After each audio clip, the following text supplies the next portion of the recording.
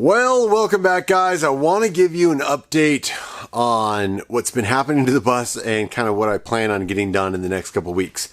I want to say it is, it's D-Day. It's a couple weeks to get everything done on the bus, and that includes hunting to-do lists on the house, homeschooling children, getting ready for a wedding.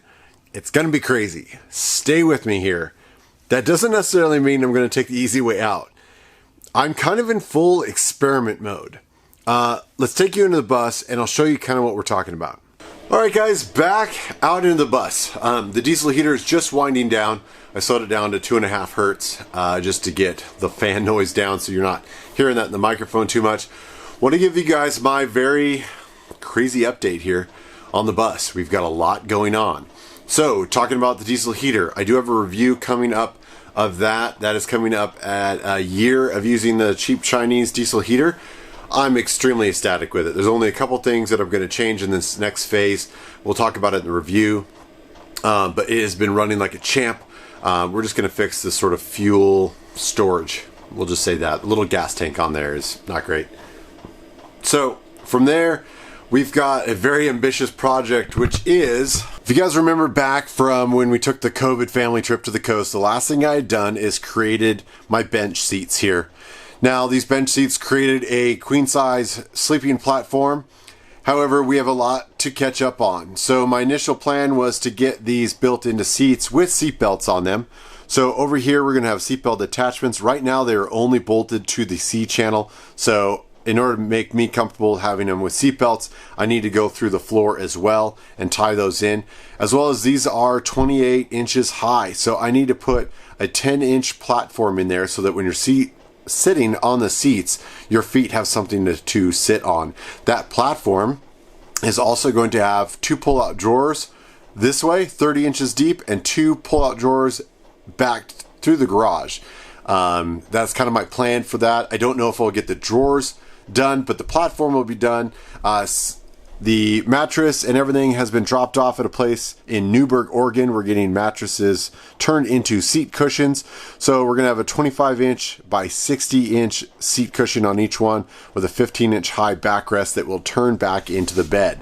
Now that bed, in order to be a platform now, I need to finish and make the table. We'll talk about this in a second, but the table then will be up there. It'll be 36 inches wide, the width of that space, and 60 inches deep. Good sized table. 2 pedestals, and then push it down to lock into place to create that bed platform. So that has a lot of projects just right in there to get that functioning for our next trip.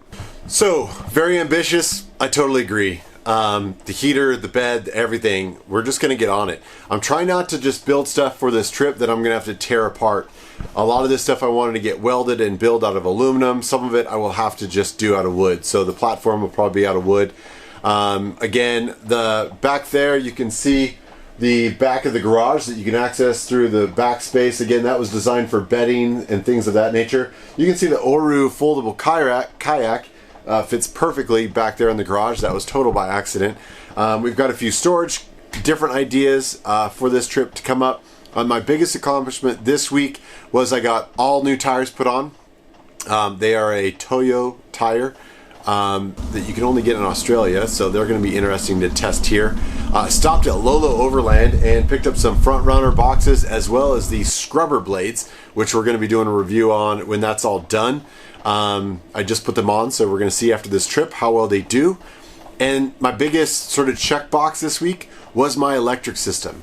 It is not finished by any means, but if you guys have been following the channel for a while.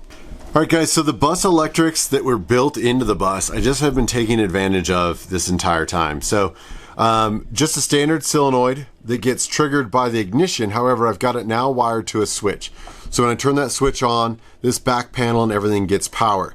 That enabled me to everything that I wired into the bus, whether it was a fridge or a light or you name it, the fan, max air fan, any parasitic draw that I was worried about if I'm in the middle of winter and I want to make sure all the juice is going to starting the truck in the morning, I can kill all the power back here.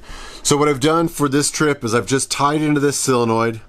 I've got a 2-gauge wire coming back and down into this dead man switch here so I can individually turn off this extra battery power. We did put a carbon monoxide detector in here, USB charging port, but nice big lugs on here, 2-gauge wire coming all the way down into this battery box. All right, part of the sort of power system here is going to be 2 deep cell batteries that we picked up off of Marketplace. Local battery place is making the cables for me. It's really nice USA cables, good crimps, solid connections. But I did want to make just a quick frame, so I'll put in a couple shots. Just use some angle iron. Honestly, it was an old bed that I made the frame. I'm going to run a military strap over the top, and then just made it quick and dirty sort of cover.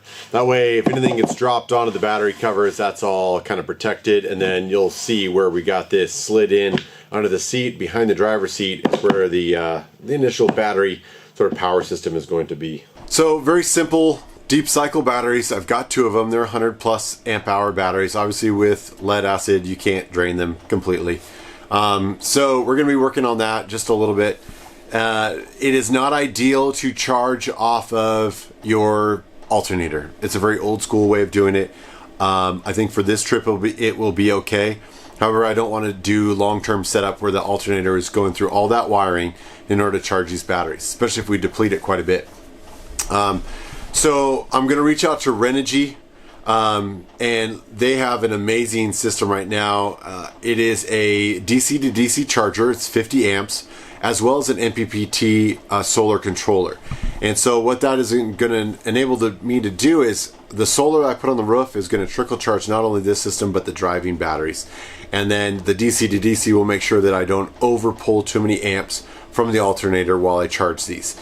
I think it's a fantastic system. If you've put in any sort of electric bus system or van life, you know that all those things can be quite bulky. I know a lot of people go towards Victron. Seeing them in person, the wiring is very small on those. If you pull open this Renogy box that I'm talking about, the DC to DC as well as the solar controller, not only are you saving room in a bus, which is amazing, but it's got giant lugs on it. You can put some good sized cables on there, so you're getting really good power charging system. The only downside I've seen so far is you're limited to 25 volts for solar input, which your 100 watt panels are usually around 18. That means everything's gonna have to be in parallel, which if you know electrics means you're gonna have to up the gauge depending on how big of solar setup you want. I'm probably gonna only have 400. I might even start with 2 to start, and then go from there and just see if that's adequate enough to recharge everything. The other thing that's gonna help is I'm hoping to get with Expion 360 here in Redmond, Oregon. They're a local company. They do their own lithium ion batteries. They have a BMS system that is designed to be rebuilt. And I have not found another battery company that is doing the quality that they're doing. I really hope to get an interview with Kurt. I have not really reached out to him since COVID started, simply because I didn't know if interviews and things like that are kind of a hit and go right now, just with the COVID issue. And I don't really want to do a Skype call with them. They're building a new factory, a new place to assemble things here. They're doing really well. So at some point, I'd like to get with Kurt from Expion 360 and see if we can't, upgrade to kind of lithium to take advantage of this better 50 amp solar. Or a DC charger, as well as some extra solar up there, which will probably be using ZAMP. I've actually found a guy who's got some secondhand ZAMP solar panels. They're the older ones. They've since upgraded to a thinner model. But if you're in the market for solar, ZAMP, I will tell you in a different story. They're just really solid people to work with. We'll save that for another story, so this video is not too long. But that's kind of where we're at with the videos, with where the bus is at. Let me know if you guys have any questions. I would love to see what you want to see so that I'm not spending that much time editing and filming stuff that you guys aren't interested in. Like I said, last time we worked on getting the walls and the ceilings. The fan was a big one for the last one. Right now, because we're going into winter, I'm currently trying out different winter coverings. But yeah, it's all an experiment, guys. And speaking of experiments, I've got one for the table here. Let's cut to that and tell me what you think, if it's even going to work. So what I need is the dining room table to go down and create the space between the benches that will create the bed. I could easily do 3/4 inch plywood. It's quite large and quite heavy. That bed is a queen size. It's going to be 60 inches deep, basically, by 36 inches across between the bench seats. What I'm looking at doing is maybe futile, and I don't know if it's going to work. What I'm hoping to do is take this beautiful underlayment. It's a 5mm underlayment that I was using on some of the cabinet projects, and I really like it. It's by, I want to say Allegra, something like that. And then I've got some 1/2-inch poly board. I was really hoping to get just the, EPS foam, the pink foam. It's a little bit denser foam. However, I just couldn't get it, and I wasn't going to run around looking for it. I have this available to me. Now, the end here is an extruded aluminum product, and it's designed to cap off, see if that'll focus for you, cap off 3/4 inch plywood to give yourself a nice, neat edge. So in order to create that extra space, I'm taking this, which is, I want to say it's a 2mm product. I believe it's maple. And it's what, if you guys have followed me for a long time, I used to recreate the walls in the bus. A lot of the walls were deteriorated. It was a metal skin with kind of a wood veneer behind it. And I replaced a lot of it when I was fabricating the new walls for the bus. So I want to say that this is kind of a composite sandwich. It's kind of what I'm hoping to use. Let me know if you guys think I'm totally crazy. My plan right now is I'm probably going to need 2 upright pedestal support legs, right? I don't really want to use the cheap sort of RV stick the post in there, because then I'm going to have to make a post that I cut off in order to support the bed mode. I think this will be strong enough without any support, but I might as well have the support in the middle. Especially when you have teenagers that like to flop on beds and things of that nature. So I'm looking for 2 adjustable legs that will go from, I haven't even measured it yet, 20 some inches down to 20 inches into bed mode.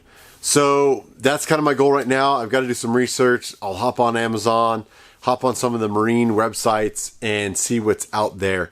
I initially thought about doing kind of a Laguna style table so I can kind of move things around.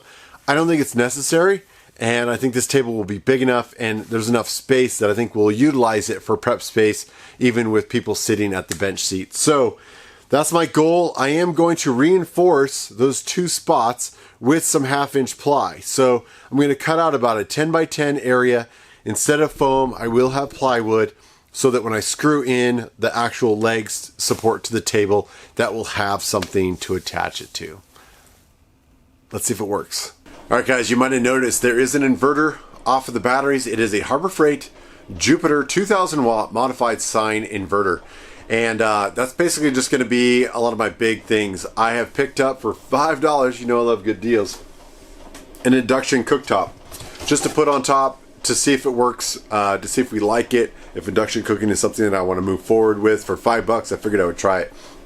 But because it is dirty power coming out of that, we're not going to use it to charge into the kids' Chromebooks or electronics or computers while we're on the road. We're going to try to still continue their education and get some homework done.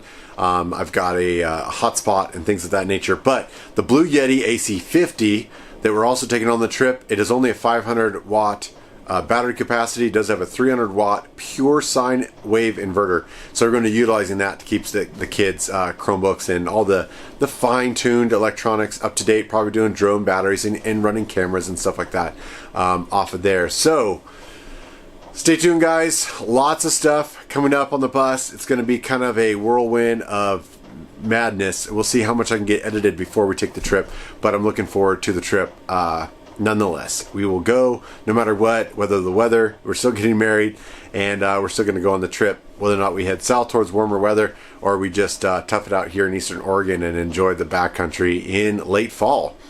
Stay tuned, guys. Thanks for watching. Thanks for all the love. We'll see you down the road.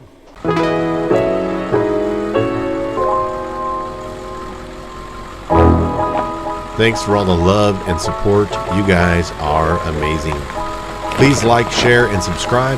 Follow the adventure on social media, and we'll see you on the road.